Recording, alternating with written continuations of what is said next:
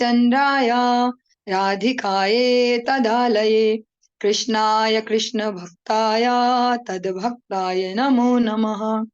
कृपया क्षमतामपराधिजनम् कलुषायुत सक्त सुदीन नरम् सुपथे परिचालय सर्वदिनं प्रणमामि च माधवदेव पदम् तव कृपाकाण अमार संबल तव कृपा बिने नहीं अन्य बल कृपा कर प्रभु दिया चिद बल दास तो मां प्राणमाय दास तो मां प्राणमाय। सर्वप्रथम भगवान के अभिन्न प्रकाश विग्रह श्री गुरुपाद पद्म पूज्यपाद त्रिदंडी स्वामी भक्ति प्रसाद विष्णु गोस्वामी गुरुदेव महाराज के पावन श्री चरण कमलों में असंख्य कोटि दंडवत ज्ञापित करते हुए उनकी अहेतुक कृपा प्रार्थना करती हूँ। तत्पश्चात परम गुरुदेव नित्य लीला पृष्ठ श्री भक्ति दयित माधव गोस्वामी महाराज परमेष्ठि गुरुदेव जगत गुरु भक्ति सिद्धांत सरस्वती गोस्वामी ठाकुर प्रभुपाद व समस्त गुरु परंपरा जय युक्त हो। श्रीमन नित्यानंद प्रभु श्री गौर हरि वृंदावन बिहारी राधा गोपीनाथ भगवान जय युक्त हो। वे हम सभी पर अपनी कृपा वर्षण करें। इसी प्रार्थना के साथ आज की इस प्रातःकालीन कक्षा को प्रारंभ करते हैं। आज हम श्रवण करेंगे श्रीमद् भागवतम के अंतर्गत प्रथम स्कंद अध्याय 7 और श्लोक संख्या 44 नंबर श्लोक। ओम नमो भगवते वासुदेवाय ओम नमो भगवते वासुदेवाय ओम नमो भगवते वासुदेवाय। सरहस्यो धनुर्वेदः सविसर्गोपसंयमः अस्त्रग्रामश्च भवता शिक्षितो यदनुग्रहात्। यह द्रोणाचार्य की कृपा थी कि आपने धनुष बाण चलाने की विद्या तथा अस्त्रों को वश में करने की गुप्त कला सीखी और द्रौपदी जी अपने स्त्री सुलभ स्वभाव के कारण या कोमल हृदय होने के कारण इस प्रकार से कर रहे। जैसे कभी कभी हम भी देखते हैं प्रैक्टिकली कुछ और होना चाहिए लेकिन इमोशंस इतने हाई होते हैं हमारे, इमोशनली सब गिनेंगे, देखो इसने तो ऐसे भी किया था मेरे लिए, इसने ऐसे भी किया था, जबकि सामने दिख रहा हो कि बिल्कुल गलत है व्यक्ति, उसने बहुत बड़ा अपराध किया है, फिर भी ऐसे ही द्रौपदी जी भी सारा स्मरण करवा रही है।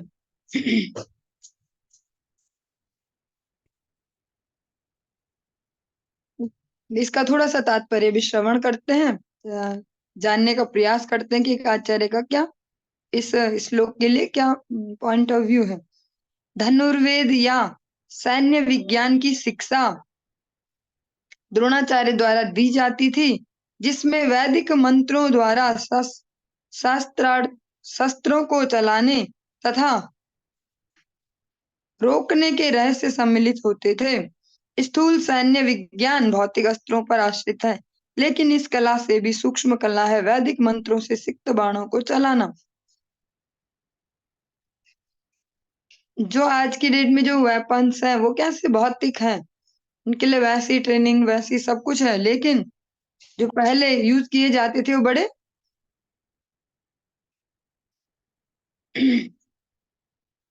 पहले जो है सूक्ष्म कला है ये, जो पहले शस्त्र यूज किए जाते थे मंत्रों द्वारा। यह नियंत्रण वैदिक मंत्रों या ध्वनि के दिव्य विज्ञापन द्वारा किया जाता है। रामायण में कहा गया है कि भगवान श्री राम के पिता महाराज दशरथ केवल ध्वनि से बाणों का नियंत्रण करते थे। वे केवल ध्वनि सुनकर वस्तु को देखे बिना लक्ष्य को भेज सकते थे। अतएव यह आजकल प्रयुक्त होने वाले स्थूल भौतिक सैन्य हथियारों से भी कहीं अधिक सूक्ष्म सैन्य विज्ञान है। अर्जुन को इसकी शिक्षा दी गई थी। अतएव द्रौपदी चाहती थी कि अर्जुन इन सारे लाभों के लिए द्रोणाचार्य के प्रति कृतज्ञता प्रकट करे। द्रोणाचार्य की अनुपस्थिति में उनका पुत्र ही उनका प्रतिनिधि था। यह उस कुलीन नारी द्रौपदी का अभिमत था। यह तर्क किया जा सकता है कि द्रोणाचार्य जैसे कट्टर ब्राह्मण को सैन्य विज्ञान के शिक्षक क्यों बनाया गया। इसका उत्तर यह है कि ब्राह्मण को शिक्षक बनना चाहिए, चाहे वह विद्या के किसी भी विभाग को क्यों न जानता हो या सिखाता हो। जिस प्रकार से ब्राह्मणों के जो 6 लक्षण दिए गए हैं शास्त्रों में, मुख्यतः इनमें आता है यज्ञ करना, यज्ञ करवाना, अध्ययन करना, अध्ययन करवाना, अध्यापन करना, और दान लेना और दान देना, ये 6 मुख्य लक्षण। तो इसको ही रिलेट करके यहाँ पर बताया जा रहा है कि द्रोणाचार्य तो ब्राह्मण है, फिर भी वो क्यों सैन्य कला का उसका शिक्षा देते हैं। तो ब्राह्मण के लिए शिक्षा अनिवार्य है, चाहे वो जिस भी कला में वो पारंगत हो उसकी, लेकिन शिक्षण उसको करना होगा।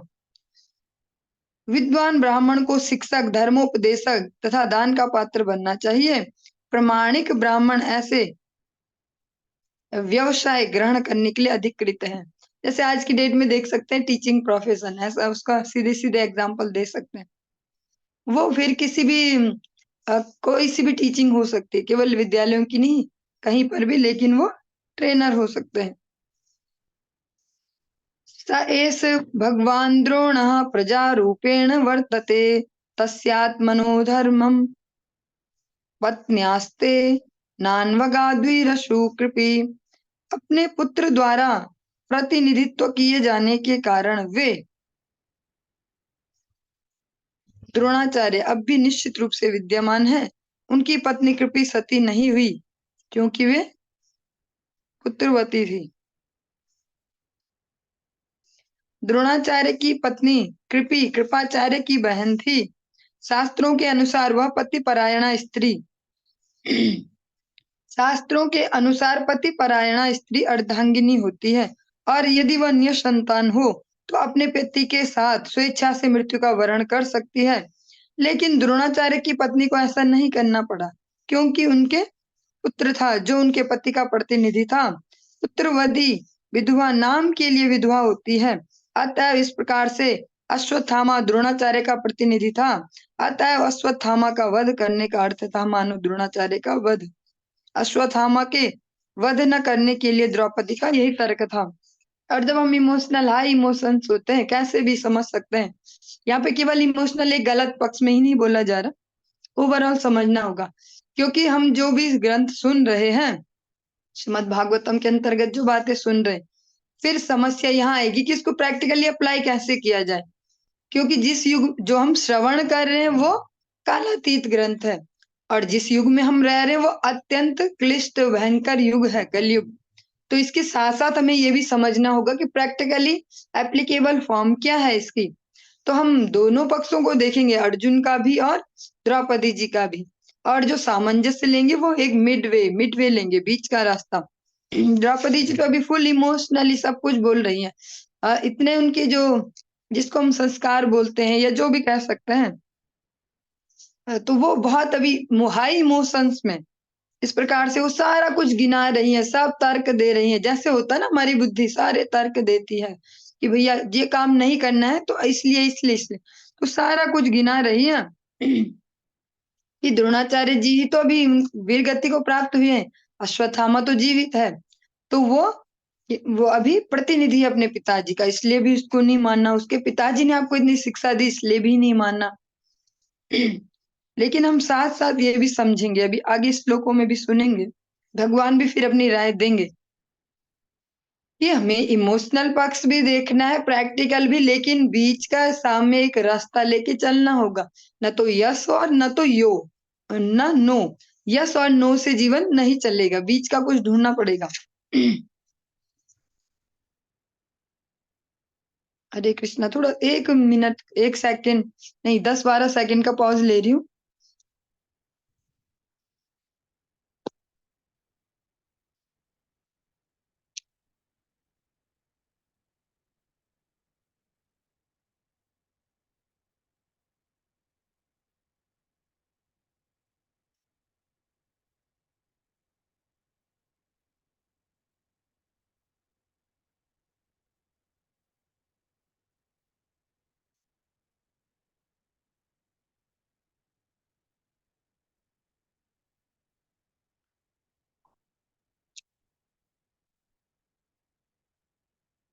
हरे कृष्णा।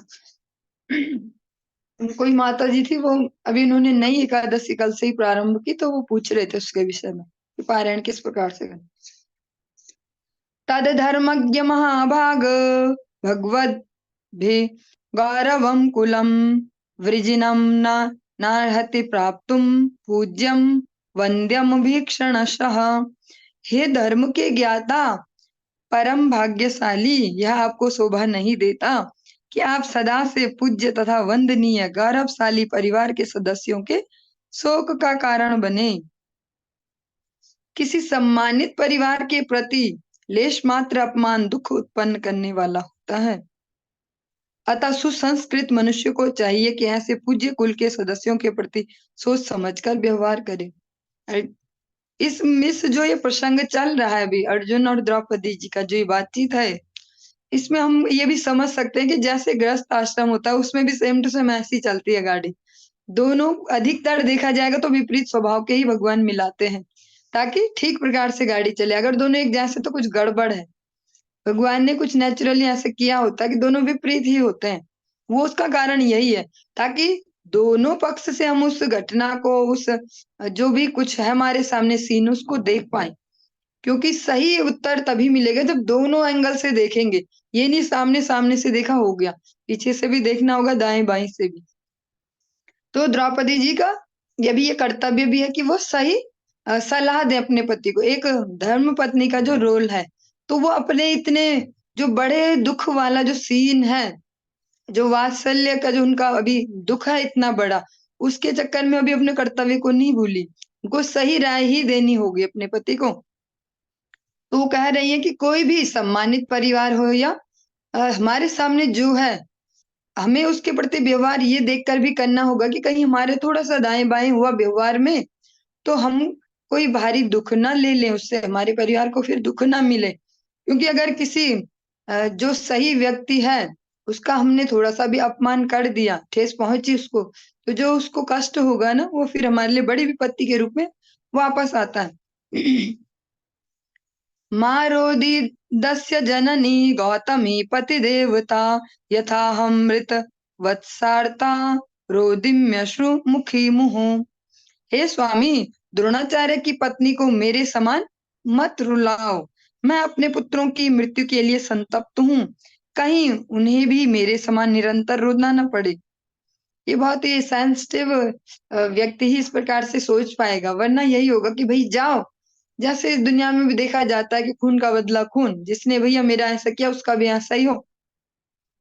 और जो लोकल भाषा में लोग गालियां देते फिरते हैं ना, तो उनमें भी तो ऐसे ही होता है कि जैसा मेरे साथ किया तो ऐसा तुम्हारे साथ भी करेंगे, ऐसे जो भी।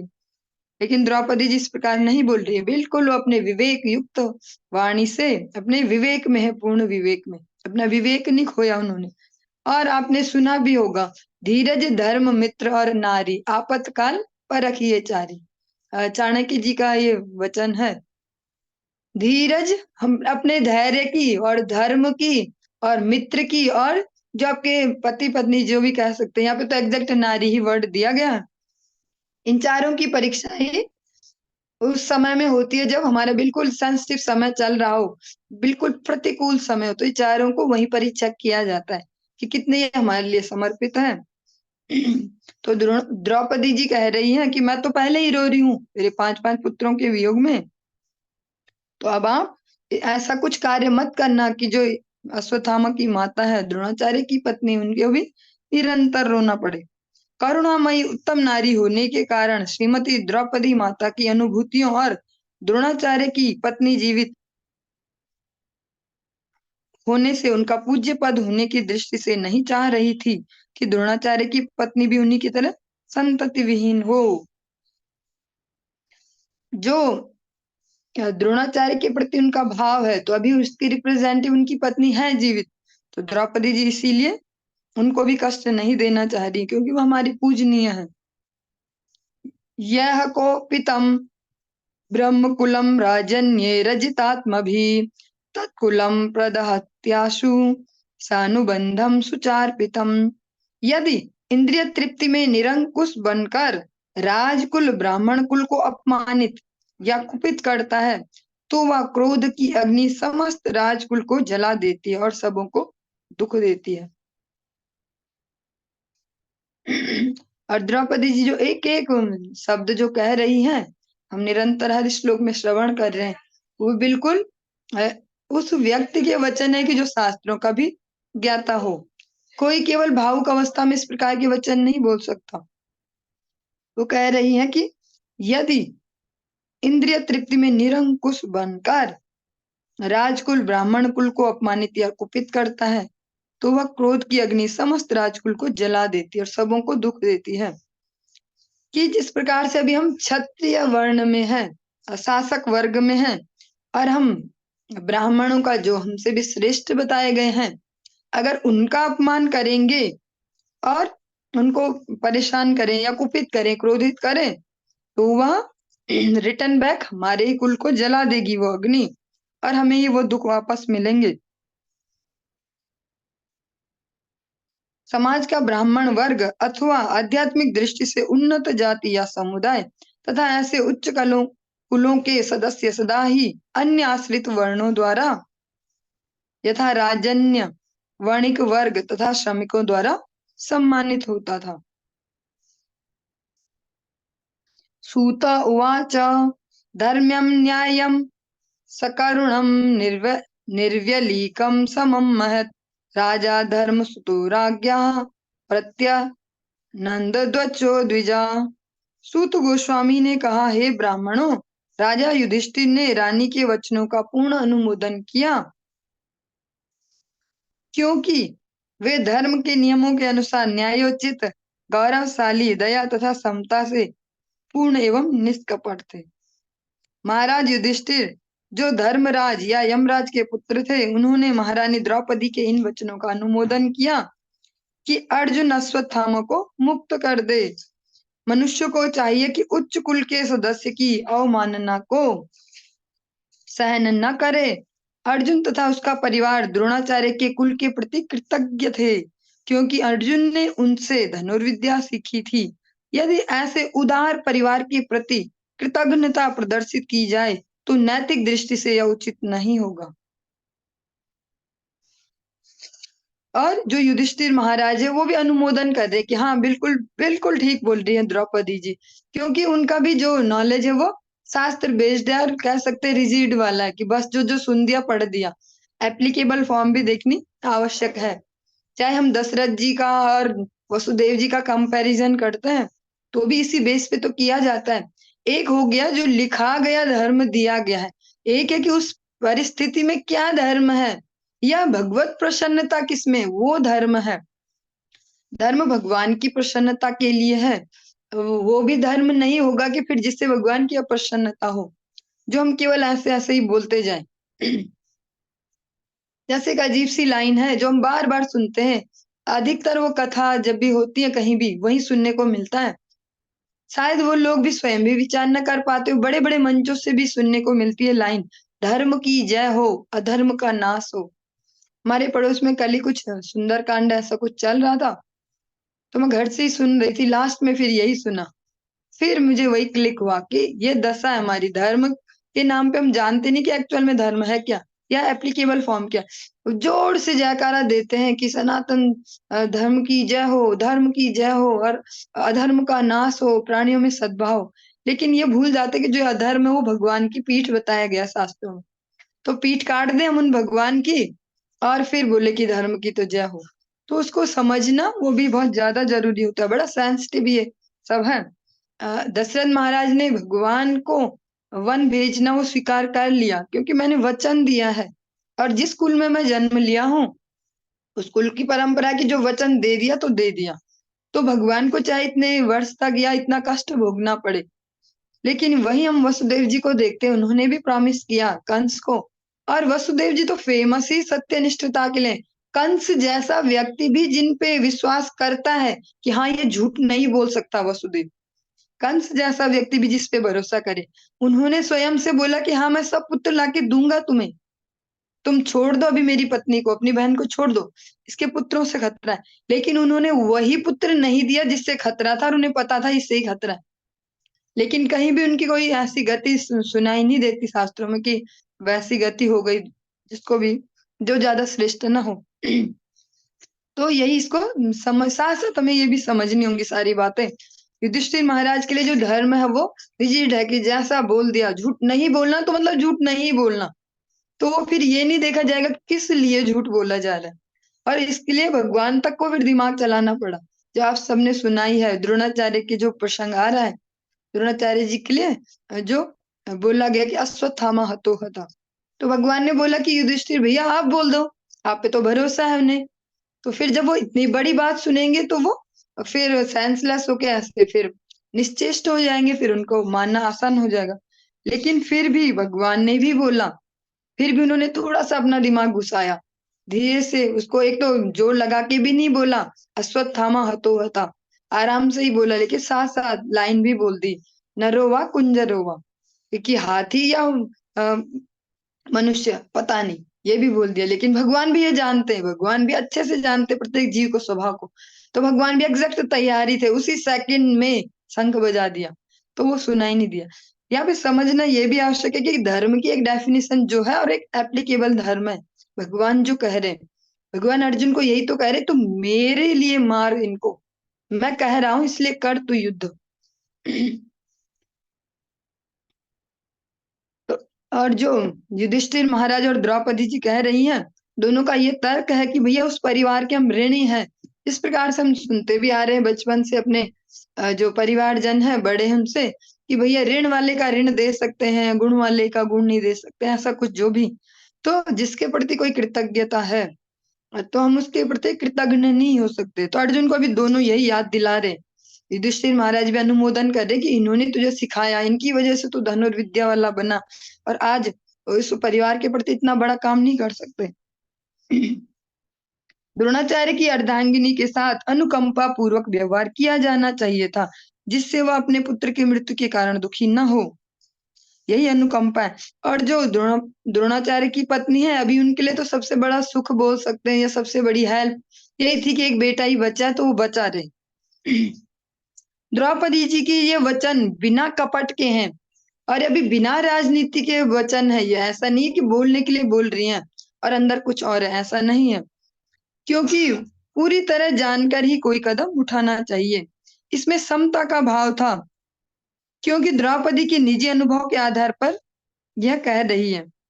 कोई बांझ स्त्री कभी माता की पीड़ा नहीं समझ सकती। द्रौपदी स्वयं माता थी, अतएव कृपी की शोक वेदना का उनको सही सही अनुमान था। यह उसके गौरव के अनुकूल भी था, क्योंकि वह उस उच्च कुल के प्रति समुचित सम्मान प्रदर्शन करना चाहती थी। द्रौपदी जी अपनी जगह बिल्कुल सही है, सही से तर्क दे रही हैं, लेकिन जो प्रैक्टिकल धर्म है वो भी देखना होगा। तो इसी प्रकार से जब हमारे कोई भी जीवन में कोई भी समस्या है, तो यस नो में नहीं चलती बात, बीच का ही कुछ मार्ग निकालना होता है। नकुलासा देवश्च युयुधानो धनंजया भगवान देवकी पुत्रो ये चान्येयाश्च योषितः। नकुल तथा सहदेव तथा सात्विकी, अर्जुन, देवकी पुत्र भगवान श्री कृष्ण तथा स्त्रियों एवं अन्यों ने एक स्वर से राजा से सहमति व्यक्त की, और राजा है युधिष्ठिर महाराज, अंतिम निर्णय उनका होने वाला है। तो अब उन्होंने भी अनुमोदन दे दिया कि द्रौपदी जी जो कह रही हो बिल्कुल शास्त्र संगत है, बिल्कुल सही है। तो सब ने उनको अनुमोदन दिया कि हाँ आप भी ठीक बोल रहे हो, सहमति दे दी।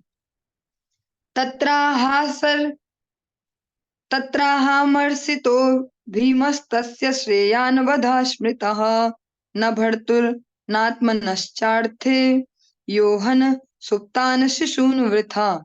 लेकिन भीम जो क्रुद्ध मनोदशा में था उनसे सहमत नहीं हुआ, और उसने उस दोस्ती के वध किए जाने की संस्तुति की जिसने व्यर्थ ही सोते हुए बालकों की हत्या कर दी थी, जिसमें न तो उसका अपना नहीं उसके स्वामी का हित था। और जब भी ऐसा कोई माहौल बने सब हाँ जी हाँ जी हाँ जी, तो एक आदमी ऐसा भी चाहिए जो ऐसा लॉजिक भी दे पाए कि ना जी सही डिसीजन आएगा। तो भीमसेन, सारे लोग अब इमोशनली एक ही तरफ हो गए। जब द्रौपदी जी की हम इमेजिन कर सकते हैं, वो इमोशनल भी होंगी, हृदय में इतनी करुणा भी है, दर्द भी है, मेरे पुत्र चले गए, और वो और शास्त्रों की ज्ञाता भी है, तो वो जब कन्वेंस करेंगी तो सब कन्वेंस हो ही जाएंगे। पूरे उसमें इमोशंस भी है, सब कुछ लॉजिक भी है, सब है। तो सारे कन्विंस हो गए। लेकिन जो भीम है वो नहीं, उनके हृदय में तो अभी क्रोध है। वो कह रहे हैं कि जिनकी कोई गलती भी नहीं है और वो बच्चे हैं और सोते हुए हैं, ऐसा भी नहीं कि कोई आपका शत्रु था जिससे आपको खतरा हो तो मार रहे, ऐसों को मारा है उसने, और जिससे न तो उसका ही कोई फायदा है, अश्वत्थामा का भी कोई फायदा नहीं था बच्चों को मारने में, और न उसके स्वामी का, जिसके लिए वो सोच रहा है कि मैंने अपने स्वामी के लिए मारा, उसका भी कोई फायदा नहीं। तो भीमसेन ने ये आवाज उठाई कि भैया ऐसे नहीं चलेगा, मारना ही होगा, क्योंकि इसने जो किया है न तो इसका ही फायदा था न इसके स्वामी का, न उन बच्चों का ही कोई दोष है जो सो रहे थे। निशम्य भीम गदितम द्रौपद्याश्च चतुर्भुजः आलोक्य वदनम सख्यु हृदमाह हसन्निव। भीम, द्रौपदी तथा अन्यों के वचन सुनकर चतुर्भुज भगवान ने अपने प्रिय सखा अर्जुन के मुंह की ओर देखा और मानो मुस्कुरा रहे हों बोलना प्रारंभ किया। भगवान श्री कृष्ण के दो भुजाएं थी, किंतु उन्हें चतुर्भुज क्यों कहा गया है? यहाँ पर वर्ड आया चतुर्भुजा। इसकी व्याख्या श्रीधर स्वामी ने की है। अश्वत्थामा के वध के संबंध में भीम तथा द्रौपदी दोनों के मत भिन्न भिन्न थे। भीम उसे तुरंत मार देना चाहता था, लेकिन द्रौपदी उसे बचाना चाहती थी। हम इस बात की कल्पना कर सकते हैं कि भीम मारने को तैयार है, किंतु द्रौपदी रोक रही है। अतः उन दोनों को रोकने के लिए भगवान ने दो और भुजाएं निकाल ली। मूलतः आदि भगवान श्री कृष्ण दो भुजाएं प्रदर्शित करते हैं, लेकिन उनके नारायण रूप में वे चार भुजाएं प्रदर्शित करते हैं। वे अपने नारायण रूप में अपने भक्तों के साथ वैकुंठ लोक में रहते हैं, जबकि अपने मूल श्री कृष्ण रूप में वे गोलोक में निवास करते हैं, जो आध्यात्मिक आकाश में वैकुंठ लोक से बहुत ऊपर है। अतः यदि श्री कृष्ण को चतुर्भुज कहा गया है तो इसमें कोई विरोधाभास नहीं है। यदि आवश्यकता पड़े तो वे सैकड़ों भुजाओं वाले भी बन सकते हैं, जैसा कि उन्होंने अर्जुन को अपने विश्व रूप में दिखलाया था। अतएव जो सैकड़ों हजारों भुजाएं प्रदर्शित करते हैं, उन्हें आवश्यकता पड़ने पर चार भुजाएं भी वो प्रदर्शित कर सकते हैं। अर्जुन जब असमंजस में था कि अश्वत्थामा का क्या किया जाए, तो अर्जुन के परम प्रिय मित्र श्री कृष्ण ने इस समस्या का हल ढूंढ निकालने का भार अपने ऊपर ले लिया और वे मुस्कुरा भी रहे थे। इसीलिए भगवान को मित्र बनाना बहुत आवश्यक है।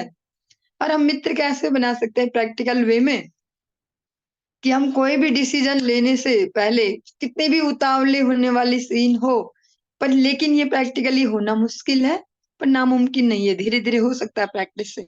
हम प्रैक्टिस करें कि पिछली बार मुझे बहुत जल्दी गुस्सा आ गया था, बहुत जल्दी बोलना शुरू कर दिया था, इस बार थोड़ा 1 मिनट लेट बोलूं, अगली बार 2 मिनट, ऐसे करके वो सीन से भी हम बचते जाएंगे। और एक समय ऐसा आएगा कि हम बच ही जाएंगे, उससे इग्नोर कर लेंगे कि चलो छोड़ो, इसकी तो हैबिट ही ऐसी है ना। तो जो ये अभी असमंजस है, भीमसेन तो बिल्कुल तैयार ही है। अभी हम इमेजिन कर सकते हैं क्या उस सीन को, कि अभी हम बोल रहे हैं, सुन रहे हैं, तो ऐसे लग रहा है जैसे थमा थमा है, रुका रुका, सब खड़े हैं, आराम से बोल रहे हैं।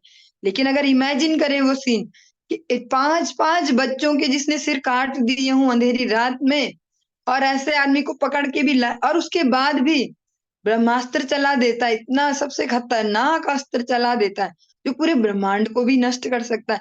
5 बच्चे मारे वो अलग है, ब्रह्मांड नष्ट करने को भी तैयार है कि सभी मर जाए तो ठीक है, ऐसे भी समझना होगा इस एंगल से भी। 5 बच्चे तो मारे ही बिना उनके कोई दोस्त के, लेकिन साथ में पूरे ब्रह्मांड तक को भी जलाने को तैयार है। इतना विक्षिप्त मानसिकता वाला व्यक्ति, जिसको बोल सकते हैं सरल भाषा में कि जैसे एक पागल कुत्ता हो जाता है कि उसको सबको खाना ही है बस, तो उसका क्या चाह रहा है लास्ट में? यही तो होता है, समाज में भी यही देखा जाता है, वध किया जाता है।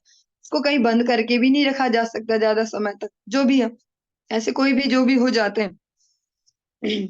तो भीमसेन तो बिल्कुल आतुर है कि अगर पकड़ के भी लाए गए हैं और प्रतिज्ञा भी की है और इसने मेरे बच्चों को मारा भी है, उनके भी तो पुत्र है वो, तो बस तो मानने को ही तैयार है। जैसे हम देखते ना ऐसे पकड़ा पकड़ी होती रहती, कोई रोक रहा होता, रुको रुको रुको ऐसे, तो द्रौपदी जी इस प्रकार से सारे हम आराम से सुन रहे हैं श्लोकों को, लेकिन द्रौपदी जी ने इतना गैप ले लेके डिलीवर नहीं किया कि 2-3 दिन लगाए जैसे हम लगा रहे।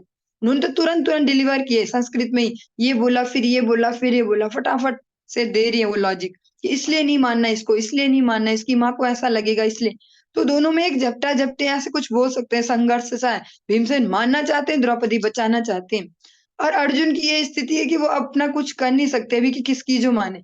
ऊपर से युधिष्ठिर महाराज बोले नहीं नहीं नहीं नहीं मानना, ठीक बोल रही है बिल्कुल। सब अचानक से सब कुछ सब एक साथ बोलते हैं, नकुल सहदेव सात्विकी भगवान भी सब बोलते हैं नहीं नहीं नहीं मानना चाहिए, नहीं मानना चाहिए। बिल्कुल सही बोल रही द्रौपदी, ऐसा सीन है।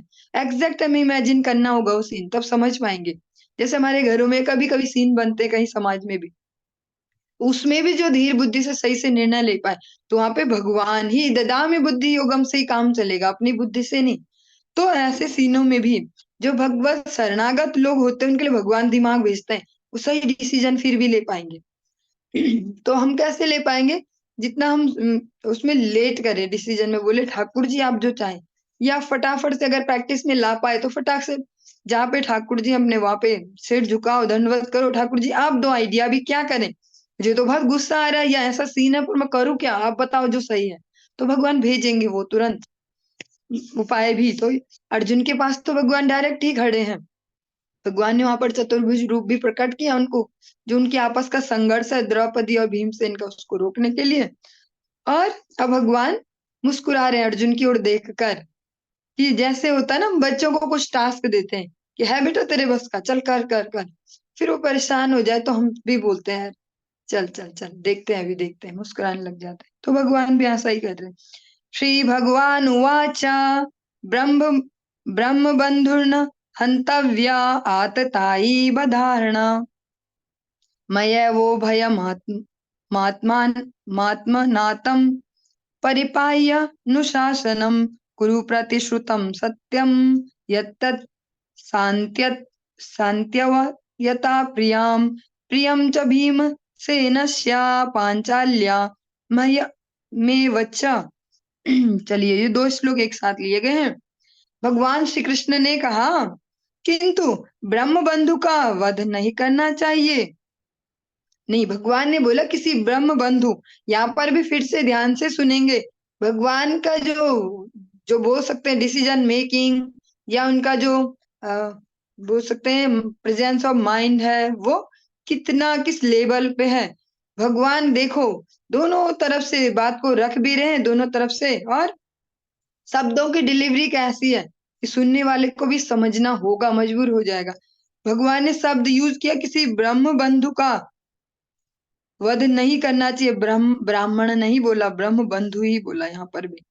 और जो आप पीछे श्लोकों में कुछ दिन पहले श्रवण करते आ रहे हैं, ब्रह्म बंधु किन्हें कहते हैं। किंतु यदि वह आतताई हो तो उसे अवश्य मानना चाहिए। ये सारे आदेश शास्त्रों में हैं और तुम्हें इसी के अनुसार कार्य करना चाहिए। तुम्हें अपनी पत्नी को दिए गए वचन को भी पूरा करना है, भगवान वो भी याद दिला रहे। और तुम्हें भीमसेन तथा मेरी तुष्टि के लिए भी कार्य करना। तुम्हें जो पत्नी को वचन दिया वो भी पूरा करना है, ब्रह्म बंधु का वध करना भी नहीं चाहिए, आतताई को छोड़ना भी नहीं चाहिए। भीमसेन और मेरी जिससे संतुष्टि हो वो भी तुम्हें करना है। साथ में भगवान मेरी भी बोल रहे हैं कि मेरी भी संतुष्टि, केवल भीमसेन नहीं। अर्जुन असमंजस में था, क्योंकि विविध शास्त्रों में से विभिन्न व्यक्तियों द्वारा दिए गए प्रमाण के अनुसार अश्वत्थामा का वध होना था और उसे जीवन दान भी मिलना था।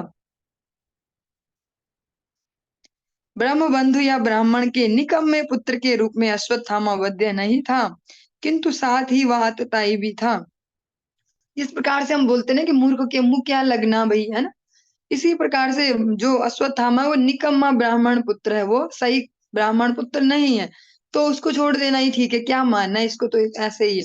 लेकिन साथ साथ वो आतताई भी तो है, उसने इतना बड़ा अपराध भी तो किया है। 5 छोटे छोटे बच्चों को बिना गलती के अंधेरी रात में मार भी दिया, पूरे ब्रह्मांड तक को भी जलाने को तैयार है।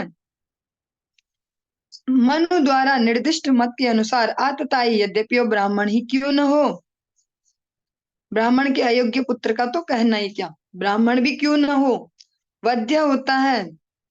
द्रोणाचार्य निस्संदेह असली ब्राह्मण थे, लेकिन वे युद्ध भूमि में डटे थे इसलिए मारे गए। पर अश्वत्थामा आतताई होकर भी बिना किसी अस्त्र के खड़ा था।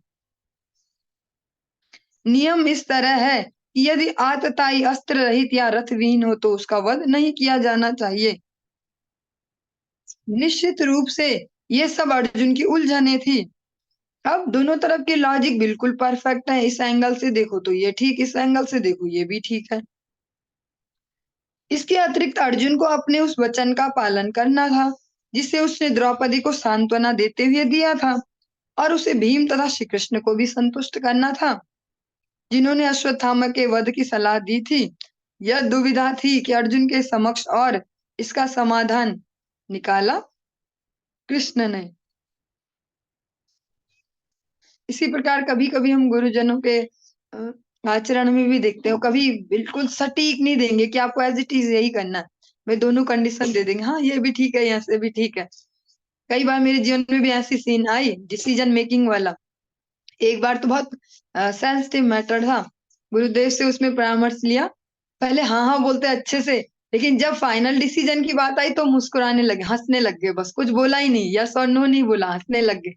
तो उनकी जो वो हंसी थी उसने मेरे दिमाग में क्लिक किया तुरंत, कुछ गड़बड़ है मेरे डिसीजन में, मुझे वही लेना पड़ेगा जो मुझे ठीक नहीं लग रहा पर ठीक होगा शायद। फिर लिया, उसके रिजल्ट आज देख भी रहे हैं। तो भगवान भी ऐसे ही करते, भगवान भी डबल डबल दोनों ऑप्शन भी दिए डिसीजन मेकिंग अर्जुन को। सूत उवाच अर्जुना साज्ञाया हरेर्हार्द मथासिना मणिम जहार मूर्धन्यम द्विजस्यासह मूर्धजम। उसी समय अर्जुन भगवान की अनेकाधिक आज्ञा का प्रयोजन समझ गया, और इस तरह उसने अपनी तलवार से अश्वत्थामा के सिर से केस तथा मणि दोनों पृथक कर दिए। अब अर्जुन वो भगवान को जो मुस्कुराहट है उसको देख के समझ गए करना क्या है। विभिन्न व्यक्तियों के परस्पर विरोधी आदेशों का पालन करना असंभव होता है, अतः अर्जुन ने अपनी तीक्ष्ण बुद्धि से मध्यम मार्ग खोज निकाला, और उसने अश्वत्थामा के सिर से मणि पृथक कर दी। यह उसका सिर काटने जैसा ही था, फिर भी व्यवहारिक रूप से उसकी जान बची रही। यहाँ पर अश्वत्थामा को द्विज कहा गया, निस्संदेह वह द्विज था, लेकिन अपने पद से गिर चुका था, इसलिए उसे उचित ही दंड मिला। तो अर्जुन भगवान की संगति के कारण, भगवान के साथ जो रहेगा तो उसका दिमाग भी वैसे ही दौड़ेगा ना। तो भगवान ने ही बोला कि मानना भी जरूरी है और न मानना भी। तो अर्जुन ने फटाफट से अपनी जो तलवार है उससे के सिर पे जो मणि है उसको अलग कर दिया। विमुच्य रसनाबद्धं बालहत्याहत प्रभं तेजसा मणिना हीनं शिबिरान्निर्यापयत्। बाल हत्या के कारण वह अश्वत्थामा पहले ही अपनी शारीरिक कांति खो चुका था।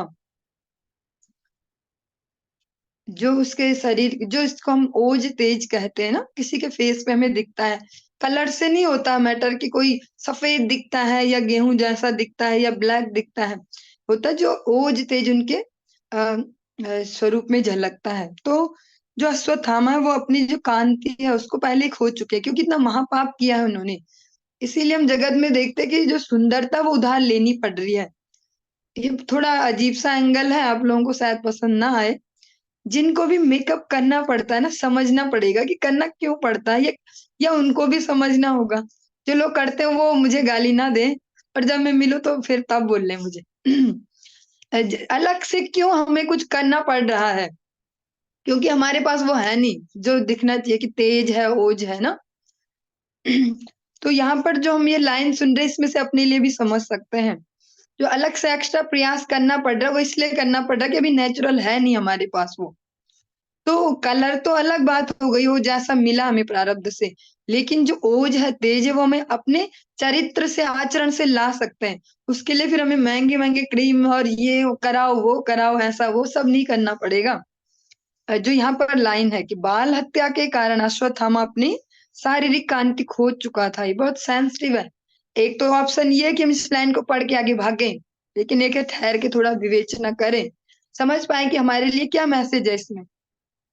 जितना हम भगवत भजन में लगेंगे, आप देखते हैं जो भी संत होते हैं जो भगवान के लिए, या जो भगवत भक्त हैं, वो किसी भी आश्रम में हो सकते हैं, वो ब्रह्मचर्य अवस्था में हो सकते हैं, गृहस्थ में, वानप्रस्थ में, या सन्यास।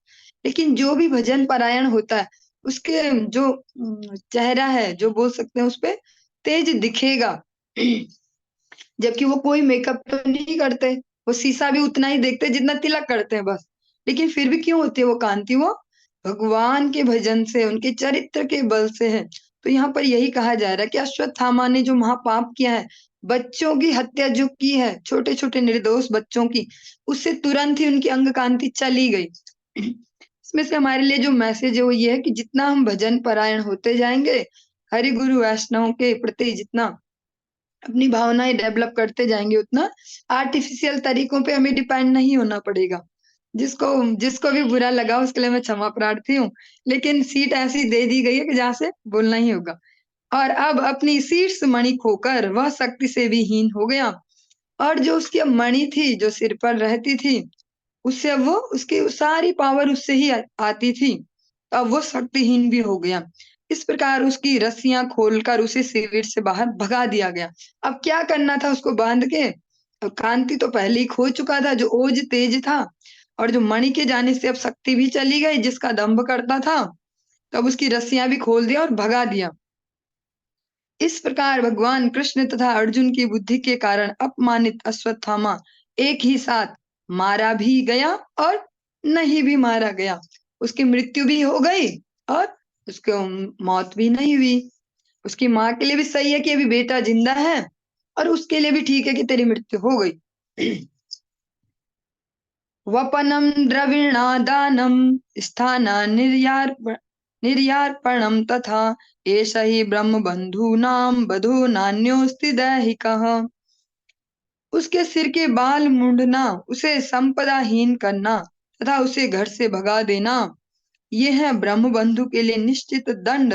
शारीरिक वध करने का कोई विधान नहीं है। जो ब्रह्म बंधु हैं, और आज की डेट में तो ये कहीं कहाँ अप्लाई होंगे, अब तो न्याय व्यवस्थाएं है ही, उसके अंदर ही सब चल रहा है। लेकिन हम बस सुन सकते हैं कि ऐसा विधान था। जो कोई ब्रह्म बंधु होते हैं उनके लिए डायरेक्ट कोई इस प्रकार का दंड नहीं था कि उनको शारीरिक कुछ वध किया जाए।